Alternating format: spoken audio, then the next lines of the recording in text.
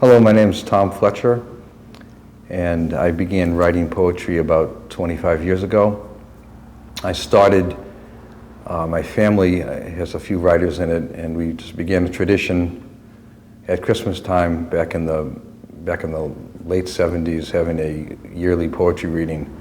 My older brothers started it, and I kind of watched what they were doing, and I just began to write poems for the annual Christmas reading that we'd had that grew into a kind of a big event, and then moved into New York City and went on for many years.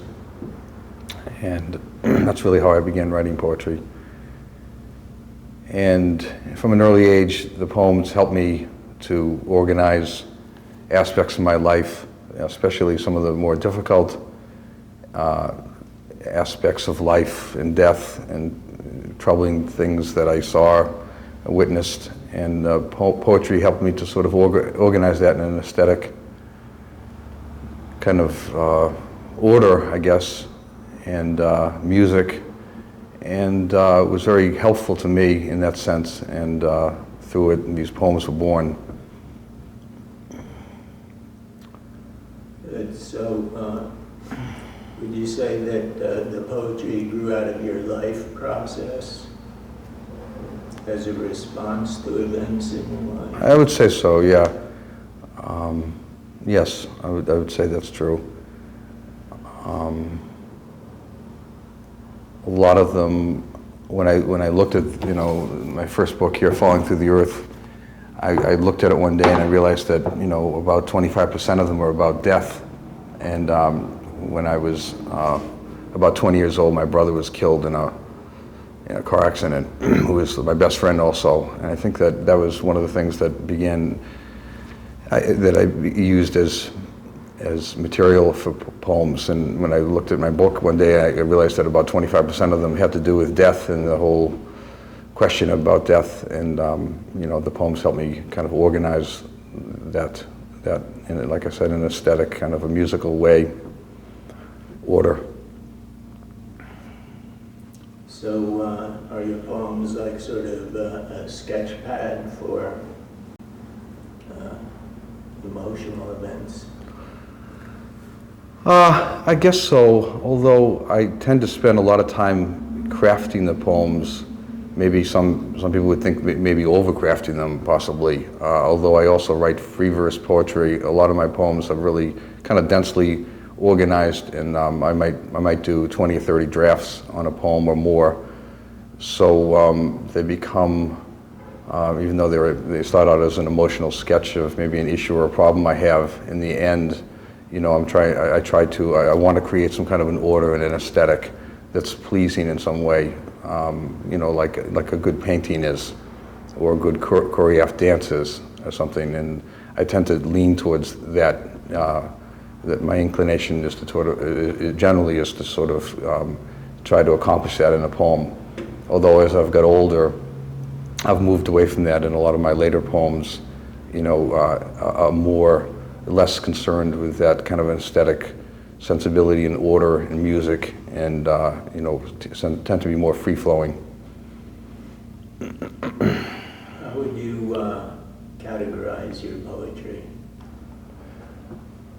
I'm not really sure how to categorize the poetry. I guess if I had to say what kind of poet I was and I had to categorize it, I would call myself a lyrical poet.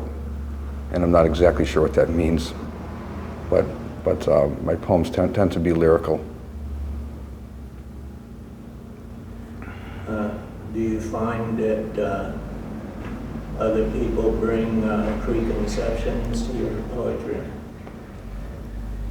I don't think so, because when recently I read at Cornelia Street Cafe in New York, and the body of work that I brought was from all the different periods that I had written. And so when I was doing a kind of rehearsal of it beforehand, I realized that, it really spans a lot of different aspects of myself. But I think that people that hear me, might think of me as a nature poet or whatever. That might be a bit preconceived, because I tend to write about very specific details about nature in a lot of my poems, and they remember some of those details and might think of me as a little bit of a naturalist or a nature poem. And I am really, like, feel like I have a great kinship to nature, and I'm really interested in writing about those details and magic in nature. So if that was a preconceived notion about me, it might be as a nature poet. How did you get started on your first book?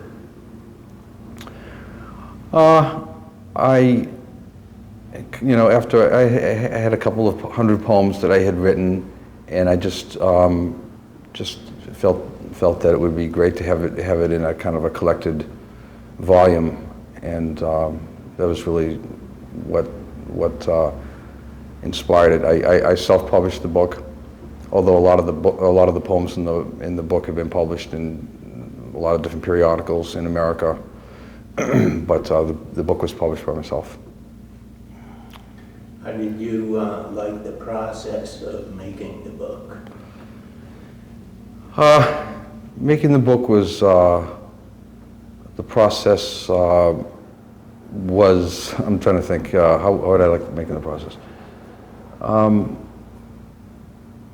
had written all the poems, and they were all, I needed very little editing. I had worked them all out, and I had a couple of people that worked with me, an editor and a designer. And so really the process was it happened pretty quickly, and it was pretty easy. Really the hard part was writing the poems and spending the long hours working them out. That was the hard part. So would you recommend to poets that they go ahead and put a volume together like that? I think it's a wonderful thing to have a volume of poetry. It really allows somebody to just sort of, with a single little package, give somebody a total synopsis, a snapshot of who they are as a poet, and it's a wonderful thing to have a book out or books out. So I would absolutely recommend it to anybody, that has strong material that's worthy of putting together into a collection. Did you find it difficult selecting the material? No, I knew exactly what I wanted to put into the book, and it was very simple. I had two editors that worked with me, and I presented the material, and I divided it and organized it the way I wanted, and they agreed that the way I had organized it was good, and in the end it's been a very, very successful volume for me. So it's... How do you start writing? I usually start writing because of some kind of a startling insight into life or nature, and from that insight or experience, I, just begin to sit down and to just sketch it out, what it means to me, and then sort of let myself just kind of with free-flowing stream of consciousness kind of, I'm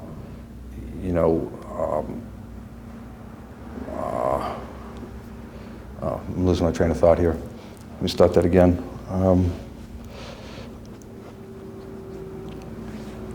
I take the idea and I just begin a process of stream of consciousness where I begin to just sort of dig at all the ideas and thoughts and feelings that are associated with it, and then begin to sort of organize it into some kind of an idea that I think makes some kind of logical sense, and gives whatever feeling or inspiration or emotion I have some kind of real energy, and color and feeling and flesh. And then I'm really interested in how the words work together to give that idea life. And so I'm really concerned about how words work against each other. I'm really interested in the language and the sound of words together, and how the sound of the words and the meaning behind it kind of work to create tension and feeling and life and music. So, do you rework your poetry much? I do. I do. I've done many, many, many readings. I have a lot of aspects of myself as a gallery owner for a long time here in Woodstock, and as a father, and as a poet.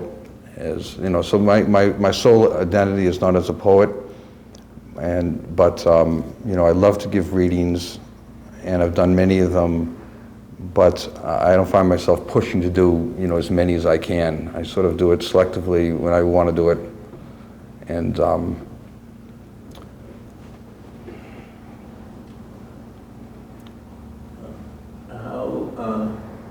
do you think poetry compares? Do you compare your work ever with any other poets?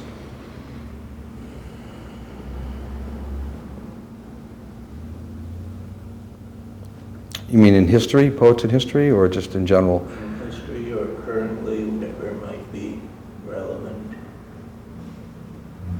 I don't really compare. I really think that I have my own voice. That people, when they hear my poetry, really recognize it as Tom Fletcher. But I do associate with people at a certain level of poetry. You know, good poetry, just like art. You know, one thing about having an art gallery, I've had this gallery now for 13 years in the middle of Woodstock here, and what I've realized about art in general is that it's the reason why paintings can be expensive is because, you know, art, really good art is rare. It's not a common thing, and so I'm always trying to reach a level where I feel it's at a certain, you know, level of you know, power and strength, and it's difficult to achieve. So I try to, you know, I identify myself as a strong poet with strong work, but I feel like I have my own individual voice, but I don't really think about myself comparing myself to others. I've never used anybody else as a model. I've just completely written solely from my own soul and from my own voice. So do you think that probably that's sort of the truth of poetry, that it's a completely individual discovery? I don't think that's true, only because I know great artists have all borrow from each other, and we're all influenced by each other, and artists of all levels. And so really, I couldn't say that. I think that, you know, as a young person, I was really influenced by Walt Whitman, and some of my longer poems, you know, kind of my free form longer poems, you know, probably reminiscent of, I'm not comparing myself to Whitman, but, you know, Whitman like kind of like ongoing images that tumble onto each other. So, you know, we can't escape our influences, and our influences are really important, and we all influence each other, and we're all part of the one kind of world here. So I think I have an individual voice, but I'm influenced and touched by everything around me and everybody. Do you feel that poetry has had an effect on the process of your life? I think that poetry is really, I've gone through some really, you know, heavy, you know, dark, you know, deep moments like everybody does in life, dealing with life and death and all the, you know, all the issues around being alive in history and in space and time. It's difficult to be alive and to, you know, to be a person in the world, and poetry has absolutely helped me to organize those difficult problems in life, you know, for myself, and so, you know, people that know me, you know me. People think that I'm funny. You know, people that know me know I have a side of myself that's kind of outrageous and funny. And I've had people tell me, you know, why don't you write some funny poems? And you know, and the truth of the matter is that I probably don't, because I'm really not interested in that, because I use the poetry to help organize the deeper, more perplexing issues in my life, and so that I've used it as a tool, and that's really helped me, absolutely helped me to integrate those things into my life, and to feel, and to really, achieve a certain amount of peace with these difficult problems that we all have as being human. Is there anything that you would say to help someone reading your book sort of just have an approach? No, I wouldn't. It's always really interesting how the performance of a poem versus actually reading a poem can be so different. You can have someone that's a great performer that can dazzle you, and then the next day you read it on paper, and you might not be impressed with the actual words.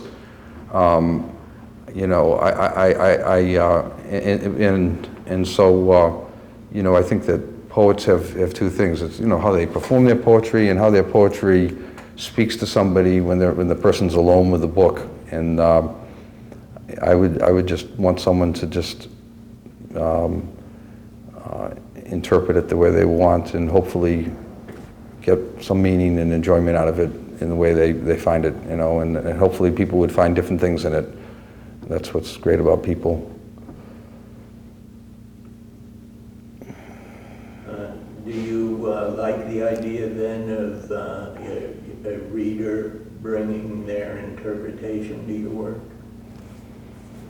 Sure. I never people read my material and comment on it, and I just are happy that someone would read it, and whatever they come away with, there's no preconceived notion. I wrote them, for myself, and if somebody else finds meaning in them or enjoyment in them, that's solely on them. There's nothing. I'm not interested in any trying to control that in any way.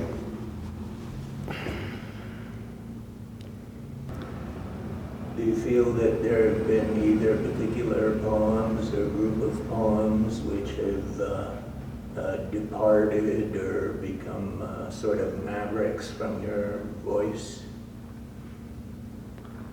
I think that all poets have some poems that diverge and are kind of like become mavericks from their voice. But I think that for me, there's not that many. I think that even though my approach, the poems might appear to be written a little bit differently as I've evolved, I think that they all have the thread of me in them, and you can see me pretty much in all of them, even though the format may be different. The subject matter tends to be similar. As I became a father 9 years ago, and some of the poems about my son might appear maybe a little bit more sentimental or whatnot, but I think that you could see my voice all the way through the 25 years of my writing. You'd find my voice. Was there a particular moment in your writing where you felt that you had discovered your voice?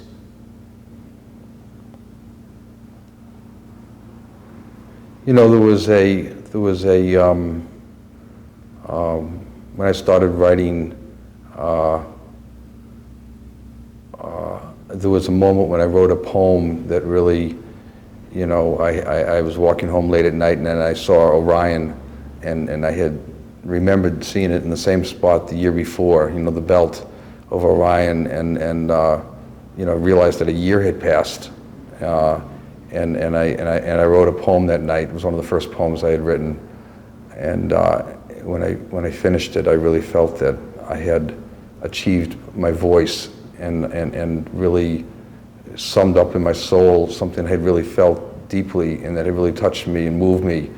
And so that was a moment when I wrote a little poem called "Return of the Winter Sky." And I'm sure a million people written poems about the return of the winter sky, and it was a kind of a coming-of-age poem where I think I found my voice in a way.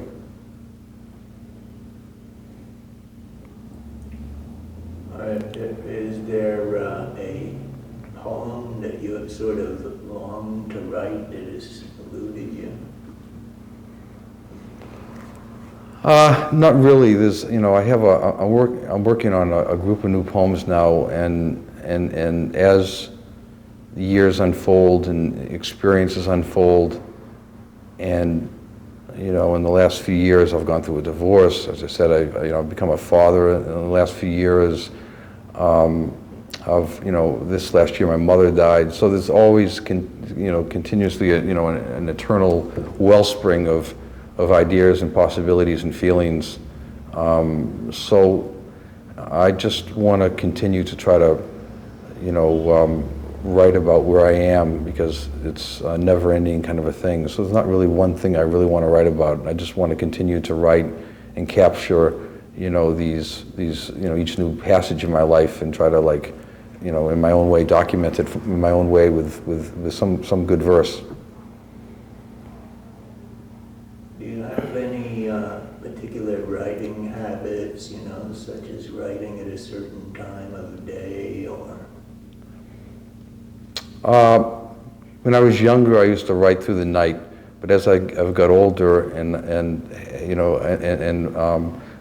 the amount of bills has exponentially increased, I find that I can't write all through the night when I get up and try to do some work during the day. So I tend to be more, when I was young, I wrote through the night, literally chain smoking cigarettes and just keeping up and drinking coffee. But I tend to be a little bit more, I guess, responsible now, and I tend to like to write in the morning, and I find more and more that getting up early and writing is a wonderful thing to do, and I just need to keep to some kind of a schedule in my life, as a father and as a business owner and as all the other hats that I wear. It's great to be able to get a decent night's sleep.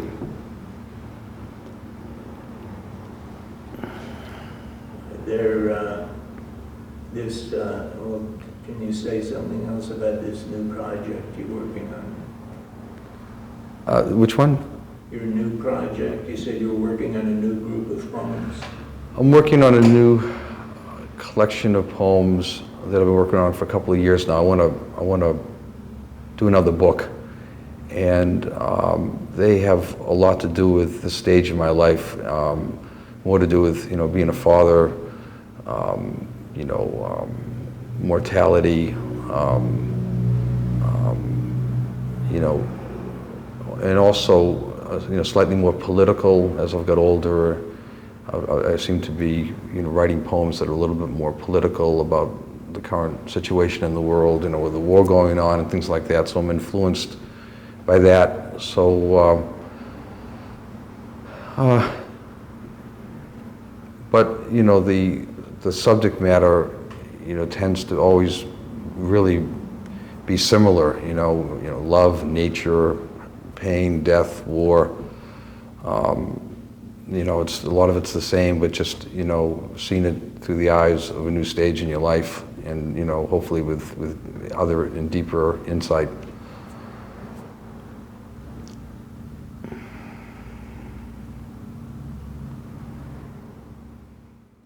I thought I'd start with a poem called "Our Time," and I'm not going to. By the way, I'm not going to explain anything about the poems, right? No. Our time. The little old graveyard was never so gay as when the squall let fall its load of hailstone one warm September day. The birds retreated to the trees. The wind made streams of colored leaves. And in the yellow bus that passed, a row of wide-eyed children sat, their smiles pressed up against the glass, to view a patch of crooked graves alive with balls of bouncing hail. Yet where they sat they couldn't hear, and down the road they disappeared, the click of ice against the stone that made the little graves to groan, and neither could they dream to know, dancing down the open road where their names would someday go. Soon the wind again grew quiet, and the graves fell still as dawn, and scores of silver stones of hail vanished in the yellow lawn. Return of the winter sky. Walking in silence, my eyes caught sight of bright points and flickering light through an old sycamore shifting in the night. I moved as with a kite to see what might be, till a crown of diamonds appeared above the tree, hurried backward further, to the end of a lawn, found the whole of Orion, and another year gone. Orion hauling winter along, up above the wakening dawn, his mighty sword tucked ready, in Trinity star belt neatly aligned, Betelgeuse robed in radiant red, arose amid the thorns of time. As the mockingbird sang, as I raked the leaves, home on a weekend visit, I heard my father's voice, normally subdued, calling in an unfamiliar way. A hushed, excited yell rolled across the grass with the weight of an anvil. Quick, come, he said, a mockingbird. I let the rake slip from my hands and started off across the lawn. He is calling me, I dreamed, and I am running to his open wings, something the boy within has longed for all his life. As his face came clearly into view, I eased my hurried stride, then stopped abruptly, a careful distance from his side. His arm already pointed upward through a sun-filled sky, where a sleek gray and brown bird sat perched upon a rooftop spire. I craned my neck upward to view something I'd never seen before, then listened to its prized recital, a long medley of intricate sounds, tweets and hisses, whistles and flutes, pouring magical down from the roof. With each tune I turned and whispered, to learn in truth from what bird it came. He answered each with a single reply, cardinal, catbird, red-winged blackbird, never turning to look in my eyes. We men, we die forever. We men, we die forever, from the world eternally severed, lost to something less than dust, turned from flesh to nothingness. We perish from the land and sea, from pastures green and tragedy. We pass away from star and moon, the night, the dawn, the afternoon. We go to where no fire burns. We go to where no hope despairs. We go to where no soldier bleeds. We go to where no God shall care. We fragment down beneath the darkness. With the wind our ashes soar. We spread out thin across a wheat field, stripped of life forevermore. Touch me, love, the night is cold. Kiss me, love, your warmth consoles. Take your wings and tightly hold me. You're going where I cannot go. We men, we die forever. We flower from a choiceless birth. We live a life of brave endeavor, then vanish from the universe.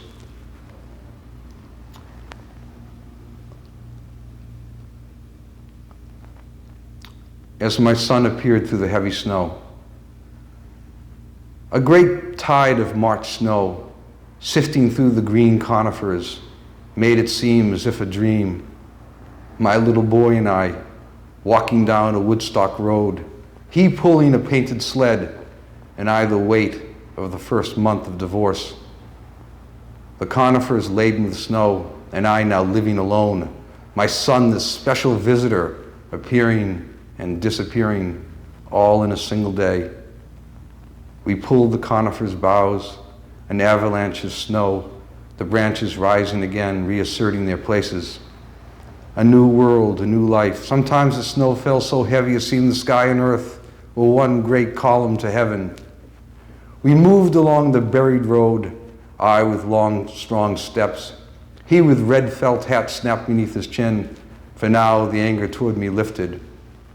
I would sometimes walk ahead, then stop 50 feet further, and watch him reappear through the nor'easter, like I'd never seen him before, like the day that he was born, after waiting 40 arduous hours, his face suddenly emerging from this mysterious void. I was the first to hold him, to cut the cord and set him free. Now, 5 years later, I see him singing through the sifting snow, and watch him arrive again and again as through some magic opening, and look me in the eye with red felt hat piled high with snow and say, "Hey Dad, what a beautiful day." The spider wasp. Your steel blue wings sparkled like sapphire as you fell upon the funneled web, stretched like a demon's bed along the rickety staircase. The spider hadn't cause for suspicion, Summer had been generous. It had grown obese and cruel, draining life from an innocent multitude, then discarding them as dismembered shells that I swept throughout summer like rubbish from some glorious picnic. It had learned to trust its webbed world, to gauge the meaning of each vibration, when to remain cautious and alert, and when to rush forward to harvest its right of birth. Today the telltale touch was perfect. The spider lunged to seize its prize, twice the insect's weight and size, leaving behind a wake of thread as it charged across the sunlit web. Yet when the two faced eye to eye, the spider lost its urge to kill, staring instead as if hypnotized, and the wasp remained so strangely still. Was it a spark of iridescent blue that singed your 8 myopic eyes, or some instinctual truth that remains secret to all but you? Today those questions mattered little, for the wasp was already upon you, thrusting a sleek stinger deep within your fleshy side. You writhed from a poison more pernicious than your own, then quickly sank on 8 limp legs, mortally gored on the carpeted floor you had mended the night before. Above the nighttime kitchen door, I read the evening paper, the hellish details of a war, while a black spider silent hung above the nighttime kitchen door.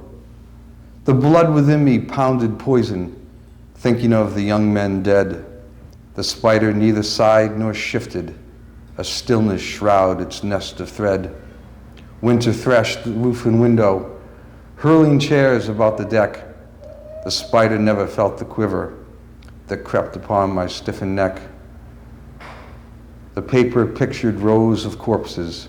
A dark shadow swept the floor, while a spider hung its eerie portrait above the nighttime kitchen door. Waiting inspection. Today was the first day of summer. I watched my 6-year-old son splashing by a waterfall in a Catskill clove of maple and beech. A score of violet butterflies congregated on a mossy boulder, some mating ritual or butterfly reunion. We didn't know why they were there. Yet it conjured in me memories of something I'd been reading with coffee in the sunroom before we began our day. Ravensbrück, 80,000 mothers and children murdered in its gas chambers or shot in a corridor specially designed for this purpose. Starvation, unbelievable cold, crushing work. The brutality of the women SS guards, the cruelty of the camp doctors. Little children dressed in rags, standing in the freezing cold, waiting inspection. In early summer, the Catskill leaves are lime green and without worms. The sky is clear, and insects appear as though in a hurry. Streams run effervescent. Everything seems to be perfect. Yet in the waterfall's roar, I hear a shrill train whistle, and in the shale stone ledges, I see a concrete station, and in the scattering sunlight, the effigy of a burning child. Death was the friend to the children of Ravensbrück. Death was the good fairy coming with a perfect wish. Death was the lost parents arriving to take them home. It always amazes me how much love one child can receive. You can love them all day, and when nighttime comes, you can love them again and again and again. Children never tire of love. My son has finished swimming.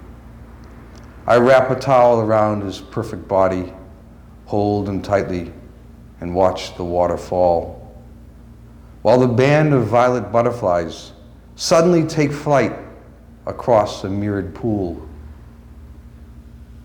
A score of murdered children appear in their reflection, standing in the freezing cold, waiting inspection.